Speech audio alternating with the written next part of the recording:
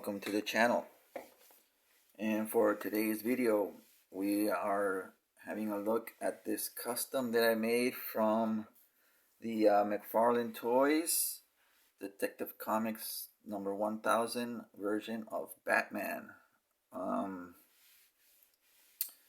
It's a pretty simple custom, but also, there are some parts that needed a little extra effort. The main part that you're gonna notice here, well, actually, I don't know what you're noticing, but obviously, this figure has been repainted, and then it's been added, given a custom cape, cloth cape, and he has a different head than what the figure originally came with. So let's start first with the parts that I repainted. So for those who have the figure and for those who don't, if you remember, this figure came with the boots, the undies, the logo, the gauntlets, the arms, and all of that, even the head. They all came in like a like a grayish blue color, right? I don't know why they just didn't straight up paint them, black and gray, since that's pretty much the color scheme. But they went in that direction. And just for comparison, this is the original cape that came with the figure, and you can see how different the colors are as far as the what I repainted in the black, the black trunks and the boots and the gloves, compared to the original cape. So this is what I mean, that it was like a bluish gray color. All right. So you can see all of the parts that I repainted here, and let's just have a closer look.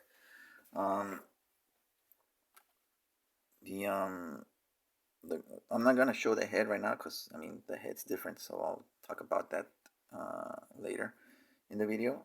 But you can see here the gloves were painted black.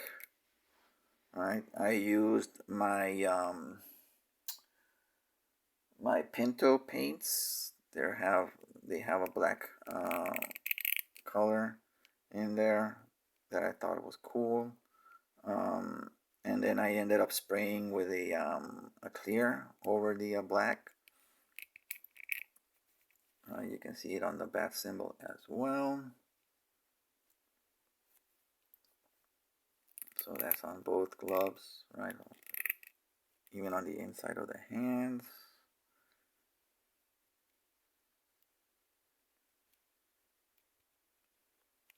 And then the trunks.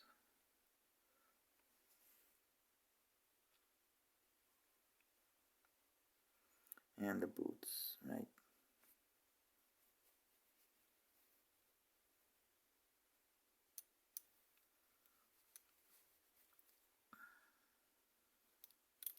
Even the bottom of the boots painted black. So yeah, I pretty much avoided everything was painted, by hand with a brush. So I pretty much avoided any brush strokes on this guy.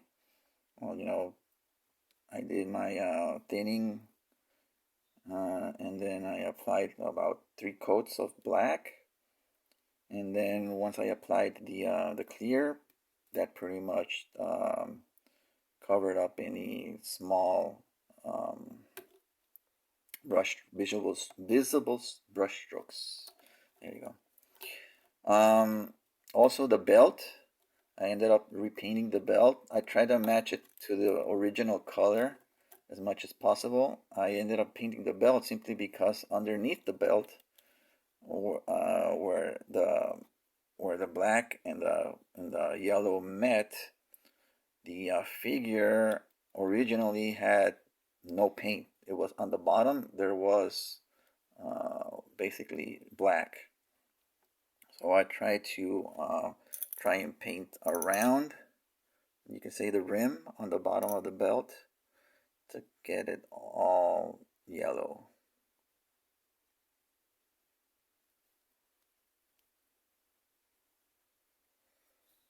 It's basically like a mustard color. I just mixed some yellow and brown.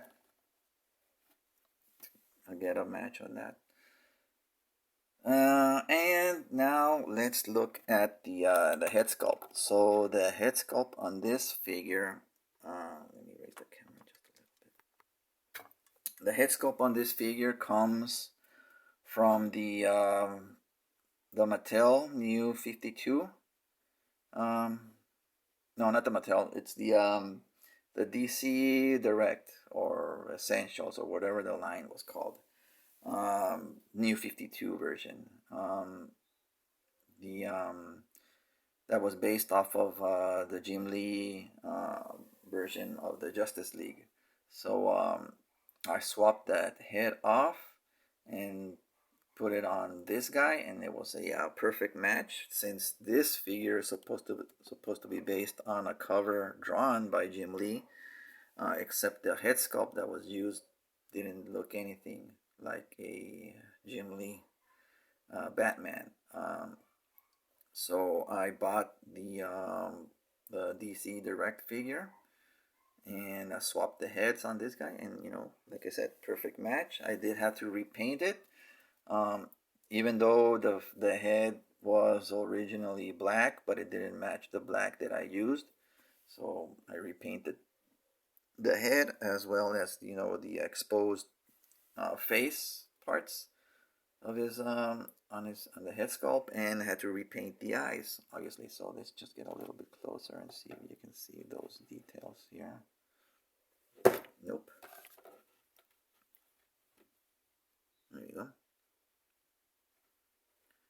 The eyes were the toughest bits to paint, obviously, because they're so small and indented into the sculpt. So what I ended up doing is overshotting the white and painting over it with the black, instead of painting it all black and then going in with white above the black. It's better to, in my opinion, paint the eyes first and then do any correcting when applying the black. I don't know what's wrong with my dog. And of course, you'll notice that he also has, along with the cape, a new neck piece, because the neck piece that came with this guy was molded into the cape that we removed. Right, you can see the bits that I chopped off there. So how did I do this neck piece? Well, first I need to remove the head to show you.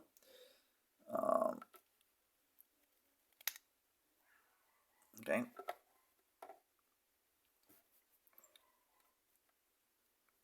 So there you have this neck piece that I made from cloth.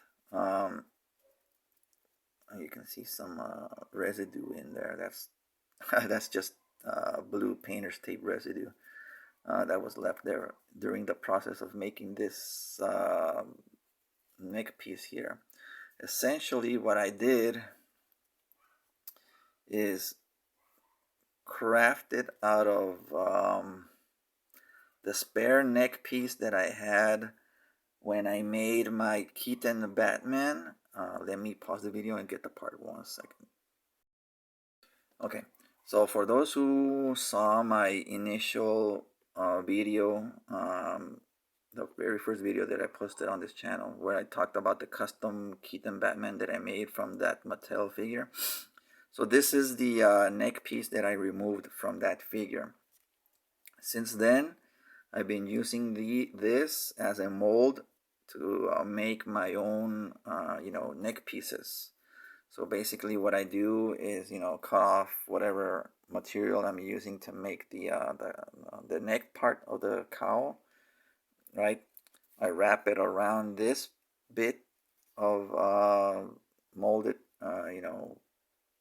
neck piece, right? I wrap it around. What I do is I essentially, get something like this, right?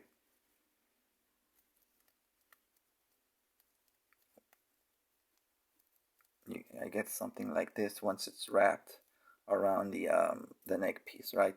So I either apply, however you want to do it. You can dip it or brush it on, but I apply glue. I use white, you know not school glue, but sort of. This is the brand that I use here, but it's basically, or else you can find it, in the States or elsewhere as Elmer's glue, but it's just basic white glue. Um, but I had to tint it black just to make sure that the white didn't, you know, turn the neck piece into, a gray color or something like that. So I added paint, black acrylic paint to the glue to make it black. That once I applied it over the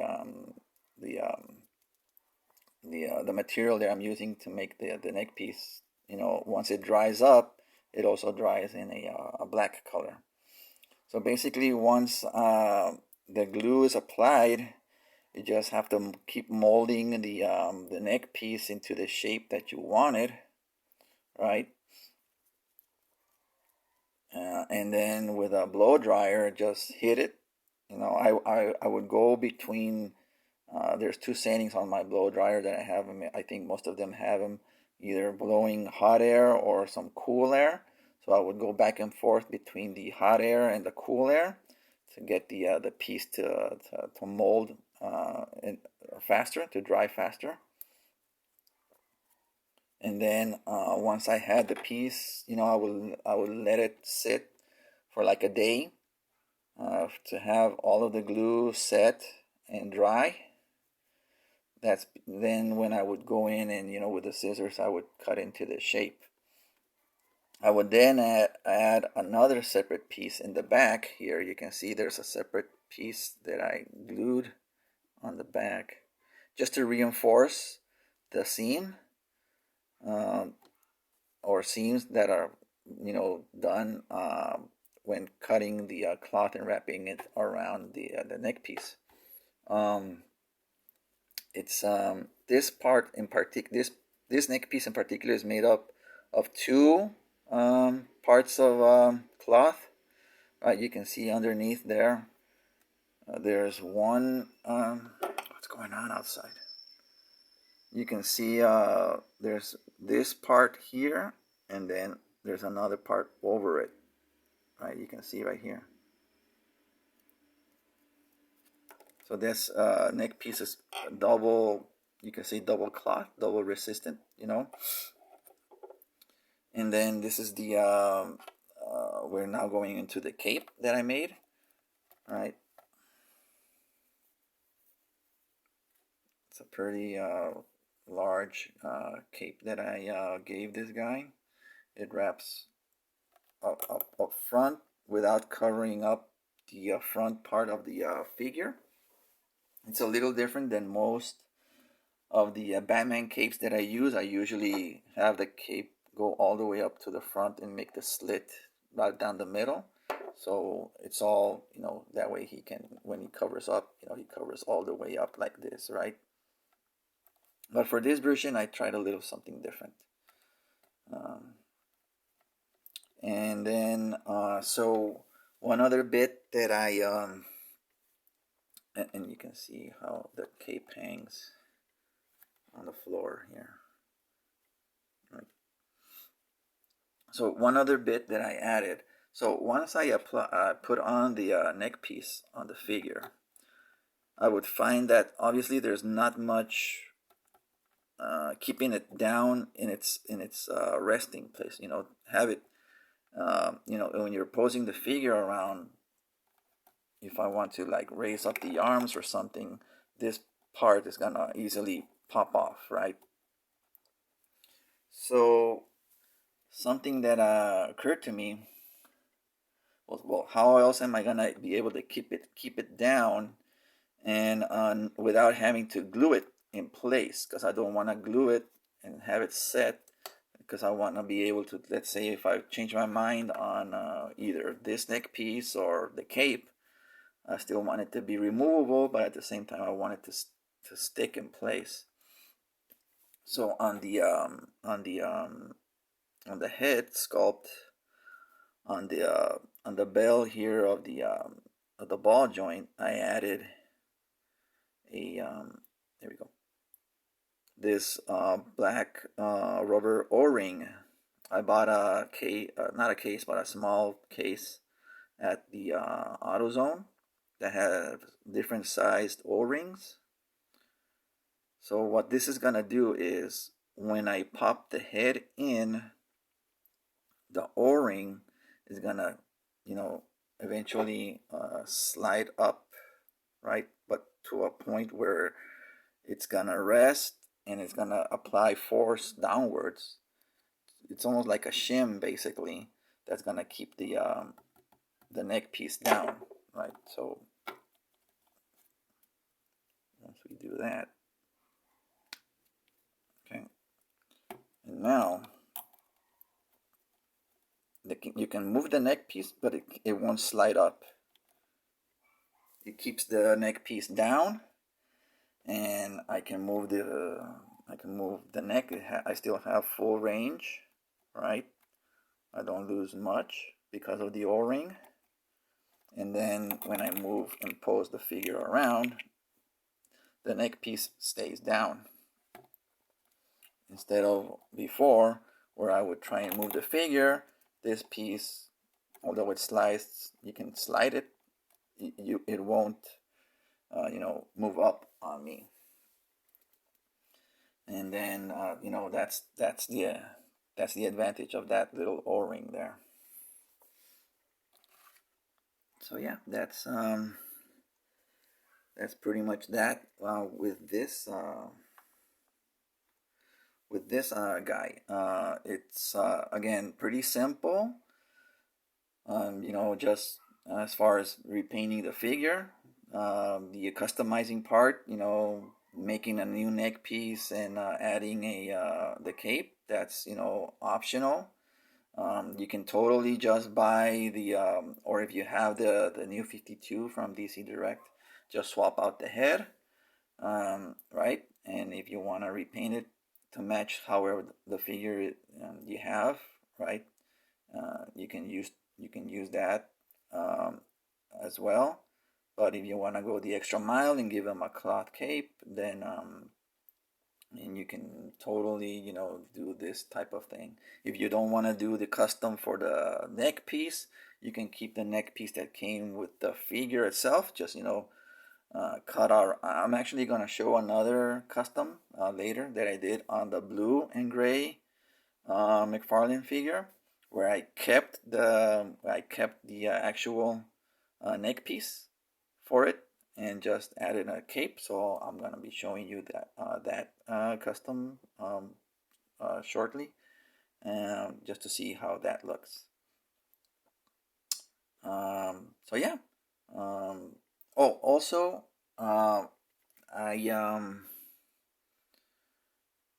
thing you can do, and I only did it on one hand actually, is you can apply heat to the hand and close the grip on the fist so that he can clench the cape better, right? Although no, that wasn't a good example. But yeah, you can do that. You can apply heat to the fist, close the hand a little bit more so that he's able to hold on to the cape better. So that's another tip there for you. So yeah, thank you for watching. Like, subscribe, comment, let me know what you think. And I'll be seeing you in the next one. Thanks.